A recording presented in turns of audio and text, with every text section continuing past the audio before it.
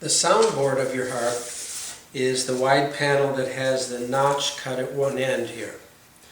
This is the sounding board. This is what vibrates. This is where the strings will go through.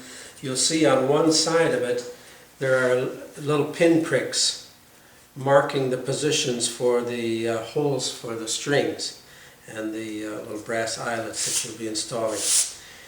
That is the front of the soundboard panel, and we're going to be working on the back side of that.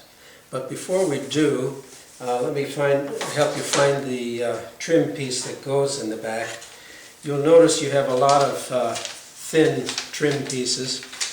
The one that is the shorter, a little bit shorter here than the rest, and a little bit fatter, that is your what we call the inner string reinforcement bar that goes inside the soundboard. Now this is on the face that doesn't have the little pin pricks. You don't want to cover over those pin pricks because then you won't know where to drill your string holes.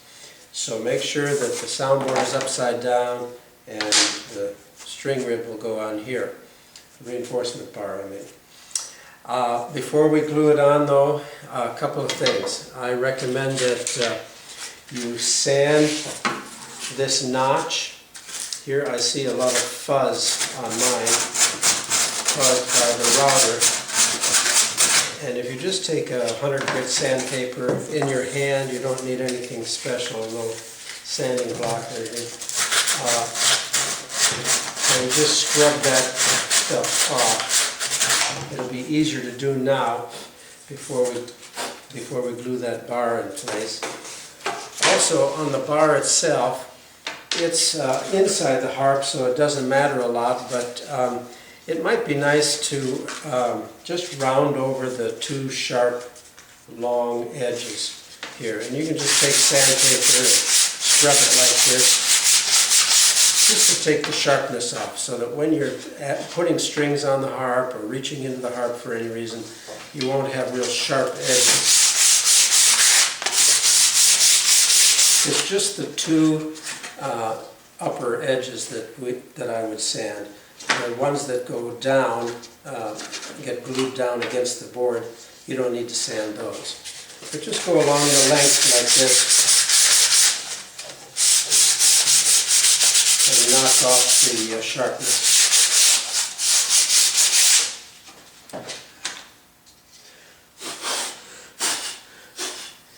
Now it's important that we center this strip.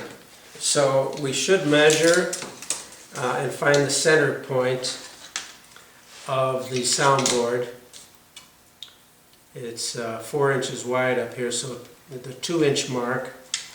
And then you can pretty well see here where the notch is. It's not so hard to center the piece on the notch, but you could double check here. I've got 10.5 inches, so I'm going to mark 5 1/4.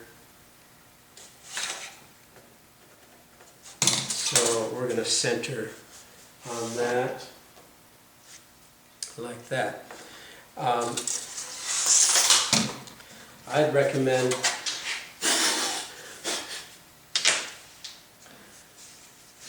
centering each end like this, holding it down, and then just outline it with your pencil. That way, when you glue it down, you'll be able to see if you're drifting off one side or the other.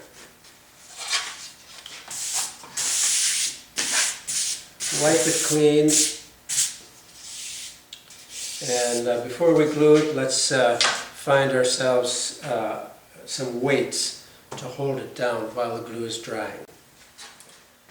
Okay, we're ready to glue this reinforcement bar inside the soundboard.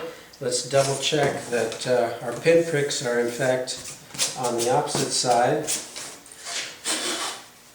So we turn those down on our work surface. We've sanded two edges of the reinforcement bar. So we're going to put glue on the other face. A couple of long ribbons of glue should suffice.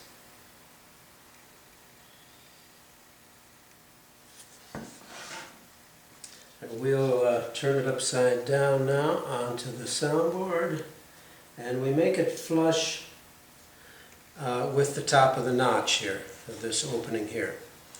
And then just let it go up as far as it reaches, that's fine. And now we need some weights. And here's what I found in my garage. I've got a coffee can full of hardware. That's nice and heavy.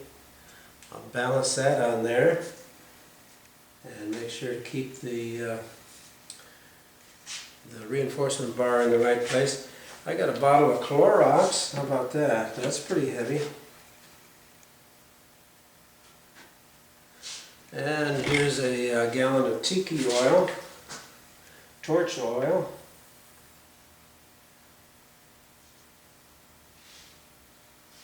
And I'm getting some glue squeeze out.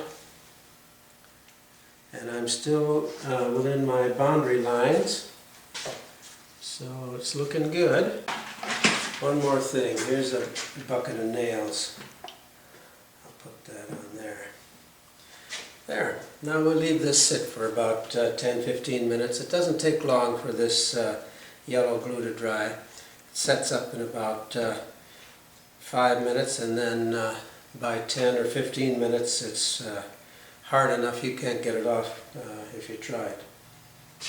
Alright, now that the soundboard reinforcement bar is on there firmly, it's a good time for you to sign and date your project. I usually put the month and the year and then sign my name. Although you may want to add some inscription of some sort. Maybe you want to dedicate it to somebody, and that's a nice place to do it. Now we want to drill the holes for the strings in the soundboard, and we're going to drill all the way through from the outside through the reinforcement bar on the inside. And so I want to put the scrap wood down on the table so that I can drill down through this wood and not worry about harming my workbench. And I'm going to start with the larger drill bit, the 5/32 for the first 3 holes. But before I start, I'm going to count the holes to make sure I have all 29 visible.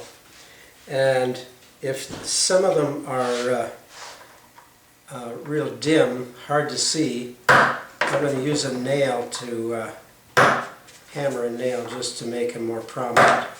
I can go up the soundboard like that and count them, make sure there are 29. The first one starts about 1.5 inches from the top of that notch.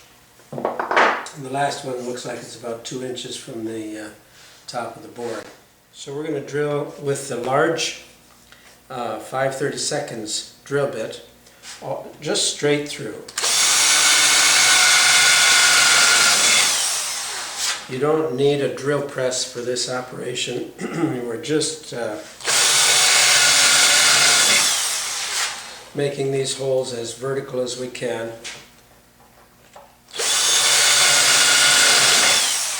Okay, once you've drilled 3, then you switch to the smaller bit and drill the rest of them.